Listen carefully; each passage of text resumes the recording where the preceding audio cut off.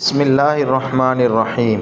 سب سے خوبصورت دل وہ ہے جو دوسروں کے لیے بھلائی چاہے جیسے وہ اپنے لیے چاہتا ہے، اور سب سے پاکیزہ روح وہ ہے جس نے درد چکھا ہو اور دوسروں کو اس تلخی سے بچایا ہو۔ ایک غصے سے بھرپور عورت سے بحث کرنے کی کوشش ایسے ہی ہے جیسے طوفان کے دوران اخبارات کے صفحے پلٹنے کی کوشش۔ بس اسے گلے لگا دیں، وہ خود ہی پرسکون ہو جائے۔ مرد کو چھوڑنے سے بہتر ہے کہ تم اس کو سکھاؤ کہ تمہیں کیسا مرد پسند ہے۔ اسے بتاؤ کہ مجھے تمہاری طرف سے دی ہوئی عزت پسند ہے۔ اسے بتاؤ کہ میں تمہاری دولت پر نہیں مرتی۔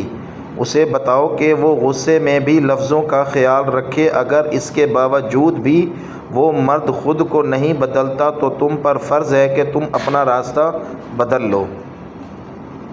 بھوکے گھروں کی لڑکیاں جب بہویں بن کر آتی ہیں تو عیش میں پلے ہوئے اس گھر کے لوگوں کی زندگیاں اجاڑ کر رکھ دیتی ہیں۔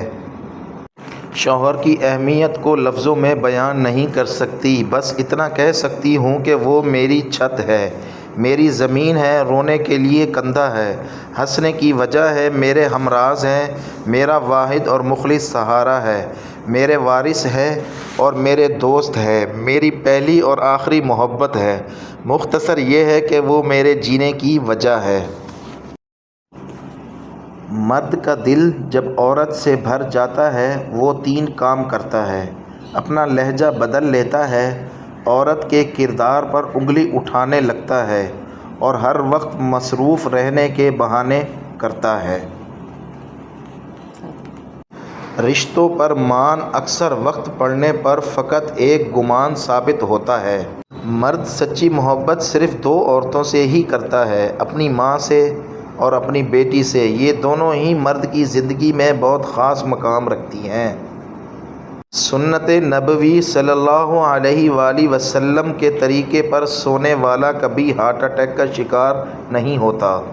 جو شخص ہچکی پر کلمہ طیبہ پڑھے گا اللہ پاک اسے موت کے وقت کلمہ طیبہ نصیب کرے گا۔ نفسیات کے مطابق اگر کوئی لمبے عرصے تک پریشان، دکھی یا اداس رہتا ہے تو وہ خوش رہنا بھول جاتا ہے۔ جو شخص قرآن پاک یاد کرنا چاہے سب سے پہلے سورۃ یوسف یاد کرے، باقی قرآن پاک جلدی ہو جائے گا۔ جو لوگ جتنی زیادہ شدت سے پیار یا فکر کرتے ہیں اتنی ہی شدت سے نفرت یا نظر انداز کر سکتے ہیں۔ وہ پیڑ جن پر پرندوں کے گھر نہیں ہوتے، دراز جتنے بھی ہوں، معتبر نہیں ہوتے۔ دنیا میں ایسے لوگ بھی ہوتے ہیں جو کپڑے تو برانڈڈ پہنتے ہیں لیکن سوچ ان کی لنڈے والی ہوتی ہے۔ ایک عورت کی میچورٹی یہ ہے کہ اسے علم ہو کہ با کردار ہونے سے خوبصورت ہونا زیادہ اہم ہے۔ بیٹی پیدا ہوتے ہی پہلے آہ بھری جاتی ہے، پھر اچھے نصیب کی دعا کی جاتی ہے اور زیادہ تر بیٹیوں کو وہ آہ لگ جاتی ہے۔ عجیب داستان ہے محبت کی، کوئی کسی کو ٹوٹ کر چاہتا ہے اور کوئی کسی کو چاہ کر ٹوٹ جاتا ہے۔ پھر رفتہ رفتہ میں نے زندگی کو سمجھنا شروع کر دیا تو پتہ چلا کہ زندگی تو صبر کے سوا کچھ بھی نہیں۔ کوئی بچھڑ گیا تو صبر، کوئی روٹھ گیا تو صبر، کسی نے کردار پر انگلی اٹھائی تو صبر، جو مانگا وہ نہ ملا تو صبر۔ سنا تھا روز قیامت کوئی کسی کا نہیں ہوگا، مگر یہ معاملہ تو دنیا میں دکھائی دے رہا ہے۔ عورت محبت کے بغیر ایسے مرجھا جاتی ہے جیسے کوئی پھول دھوپ نہ ملنے کی وجہ سے اپنی تازگی کھو بیٹھا ہے۔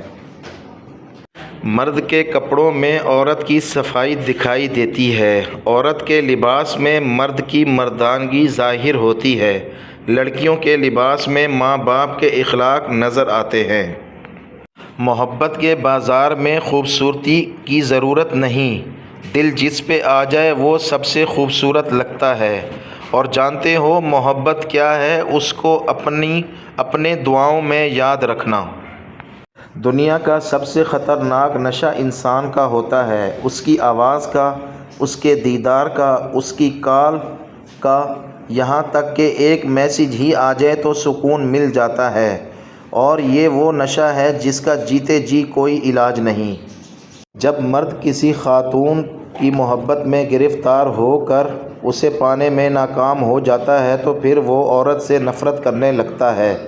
کہتے ہیں کہ پھر وہ طویل عرصے تک خواتین کی پرچھائی سے بھی دور بھاگتا ہے۔ ماہرین کے مطابق کبھی کبھار اس طویل مدت کا دورانیہ 1 سے 2 دن تک بھی ہو سکتا ہے۔